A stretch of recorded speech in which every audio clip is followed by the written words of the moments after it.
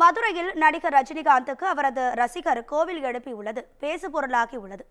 மதுரை திருப்பரங்குன்றம் பகுதியை சேர்ந்த சரவணன் என்பவர் கட்டுமான தொழில் செய்து வருகிறார்.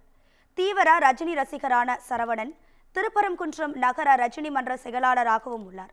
இந்நிலையில் கிரிவல பாதையில் புதிய வீடு ஒன்றை கட்டி வருகிறார். வீட்டிற்கு ஸ்ரீ ரஜினி பவனம் என பெயர் வைத்துள்ளார். மேலும் வீட்டின் நுழைவாயில் பகுதியில் ரஜினி மார்பளவு சிலை ஒன்றை வைத்து கோவில் கட்டி வருகிறார். இதன் திறப்பு விழா நிகழ்ச்சி வரும் 23ஆம் தேதி நடைபெற உள்ளது. இதற்காக ரஜினியின் சகோதரரை அழைத்து வீட்டு திறப்பு விழா நிகழ்ச்சி நடத்த உள்ளார். இந்நிலையில் 40 ஆண்டுகளாக ரஜினி ரசிகராக இருப்பதாகவும், முன்னதாக வாடகை வீட்டில் இருந்தபோது வீட்டு உரிமையாளர் ரஜினி படங்களை கிழித்ததாகவும் அவர் கூறினார். தொடர்ந்து தனது 35 ஆண்டுகால கனவு நனவாகி உள்ளதாகவும் சரவணன் தெரிவித்துள்ளார்.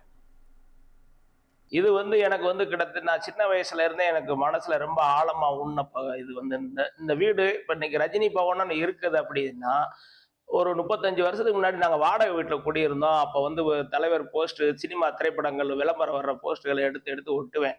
அதை கிழிச்சிட்டாரு ஹவுஸ் ஓனர். கிழிச்சிட்டு வாடகை வாங்க வந்தவர். அதை கிழிச்ச உடனே எனக்கு ரொம்ப மனசுல பாதிப்பாயி அப்பாட்ட கேட்கும் போது அப்பா என்ன சொல்லிட்டாங்க, எப்பா நீ சொந்தமா இடம் வாங்கி வீடு கட்டி உங்க தலைவர் பேர்லயே நீ வீடை கட்டி நல்லா அதுல சாமி கும்பிட்ற மாதிரி சிலையும் வச்சு கூட நீ கும்பிடு, உன்னை யாருப்பா கேட்க போறா? உன் வீட்டுல நீ பண்ணும்போது நீ யாரும் உன்னை கேட்க மாட்டாங்க. அதனால 35 வருஷ கனவு இப்ப நிறைவேறி இருக்கு.